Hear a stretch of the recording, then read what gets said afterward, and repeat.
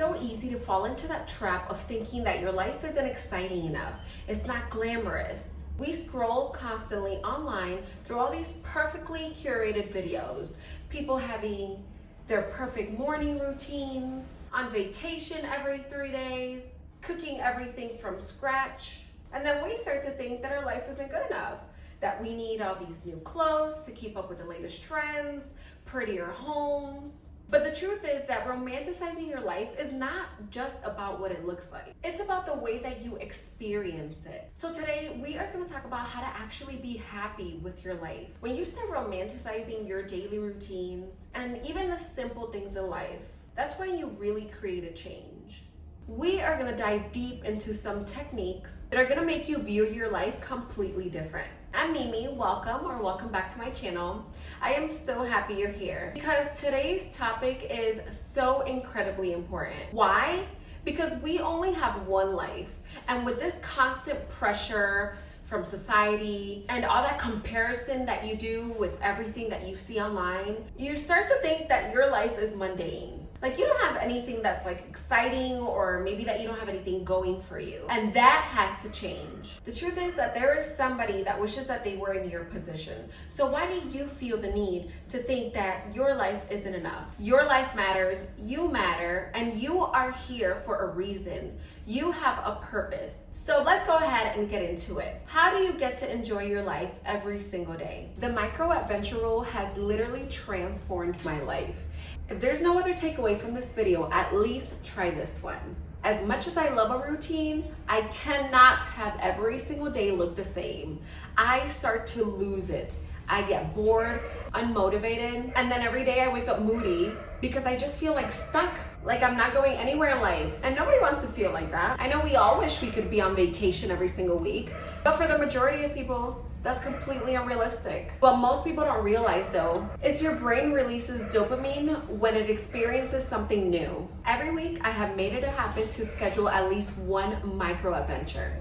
And this could be whatever it is that floats your boat. For me, I really like to try out new things, especially with my kids. Whether that's a new park or taking them somewhere else to play. But if you're into fitness and you're tired of going to the gym, then maybe for you that can look like taking a walk somewhere new or trying out a new fitness class.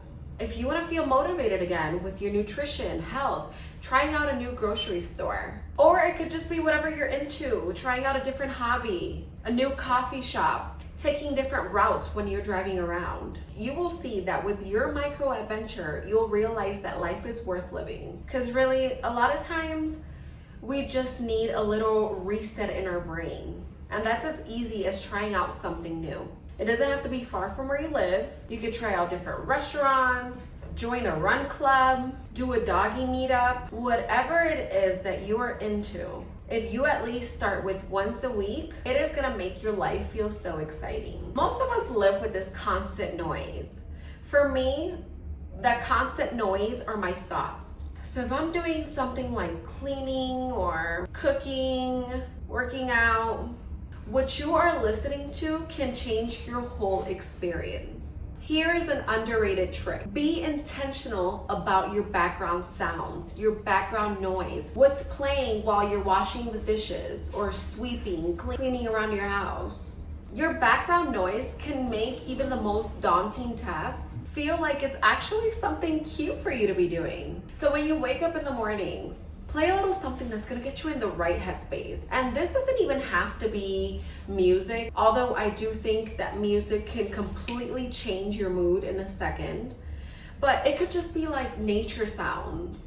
Or maybe you need something uplifting that day, so you wanna play a podcast or something positive. I used to clean in silence, and I don't know why I tortured myself like that for so long. Because all I would do was think about how pissed I was that I was cleaning. Now, this is who I've become. I actually look forward to it because that's when I usually play like a movie or a show that I've been wanting to watch or catch up on my podcasts. And then the gym. If I don't have music in my ears, a 30-minute workout will feel like 5 hours. What you are listening to during the little tiny moments of your life can make it actually feel cinematic once you have the right stuff playing. My favorite little trick lately is while I'm cooking or eating, I like to play a little jazz or like Paris themed music. Like that's been my latest go-to to romanticize those moments. And studies actually show that certain frequencies naturally just calm your nervous system. And I can totally tell. Like I feel like it just regulates my emotions when I'm very intentional about what's playing when I'm doing those everyday tasks. So switch your background music and you are gonna start seeing how you're gonna feel like you're living in a movie scene. Let's talk about romanticizing your life through reverse bucket lists. Most of us live in the future, constantly chasing the next thing. Oh, what goals can I do today for future me to be happy? But reverse bucket list is actually gonna make you fall in love with the life that you have already created for yourself. So instead of only writing about what you wanna do someday, write about some experiences that you've already had, whether it's big or small, that once felt like a dream. The thing is that we are so worried about the future that we forget to appreciate where we are, what you currently have.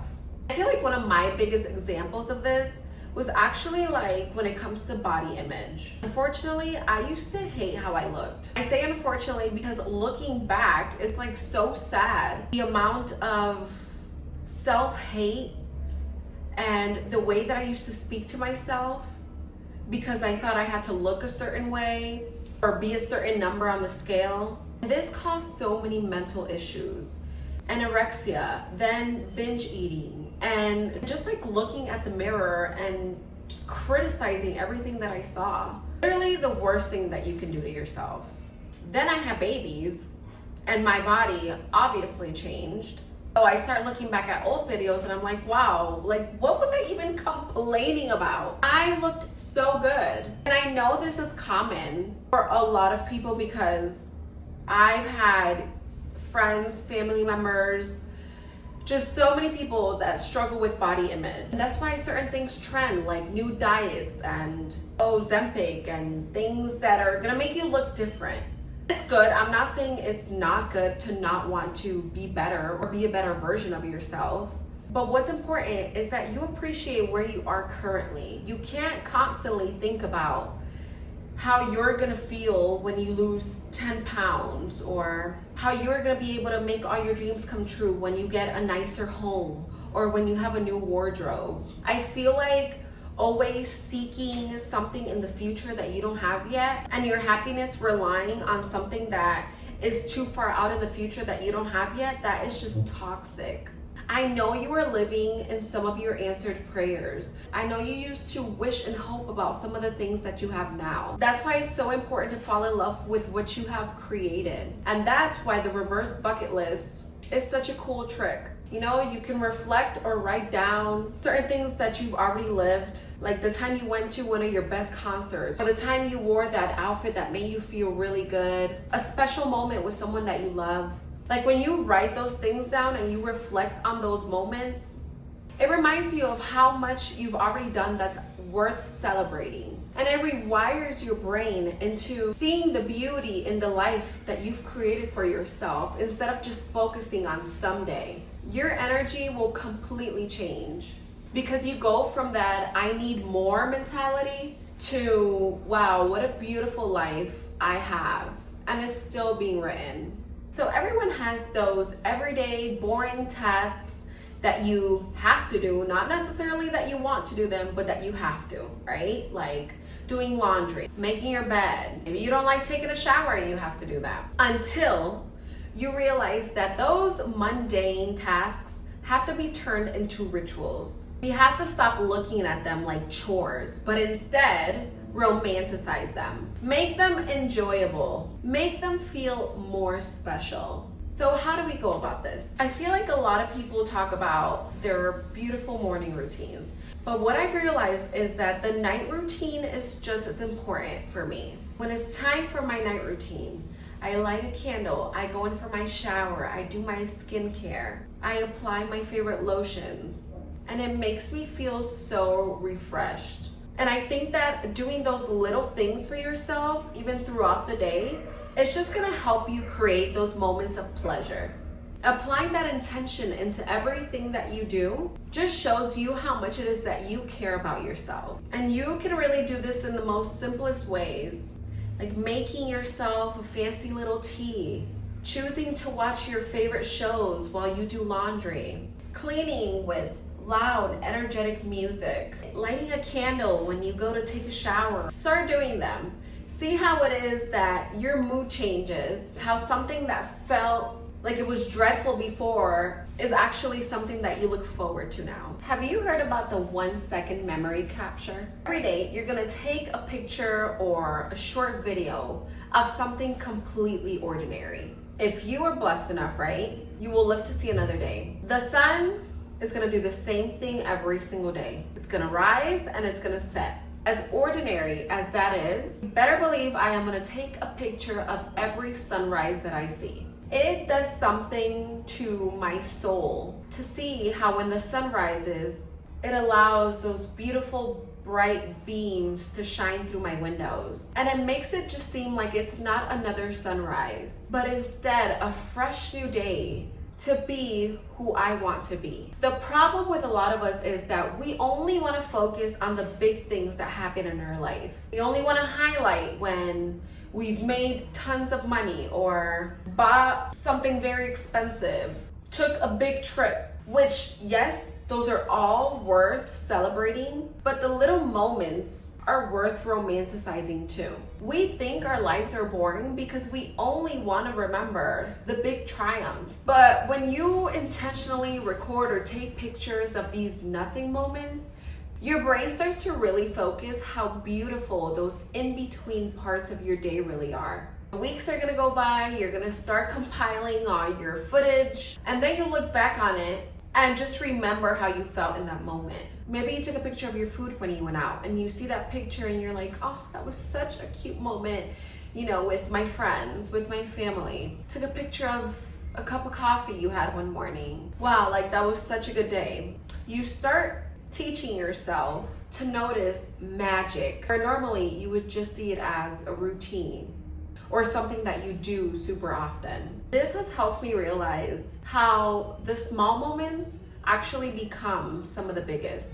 Life is so short and we take that for granted. We think we're gonna live forever, that the people we love are gonna be here forever, that what we have, we're gonna have forever. When in reality, that's not true. Everything in this life is temporary. And that's a beautiful and an ugly thing, I feel like, because as much as I would love to live forever and do the things that I love forever, I know one day it'll all end for everyone. When I get bored or feel like I'm stuck, I remember one thing, and that is that I have the power to change that. You decide how it is that you want to react to something or the outlook that you want to have. So ask yourself, are you going to be grateful for it, or are you going to wallow in self-pity? Romanticizing your life is not just about what you can buy or can't buy. It's about slowing down enough to actually experience it.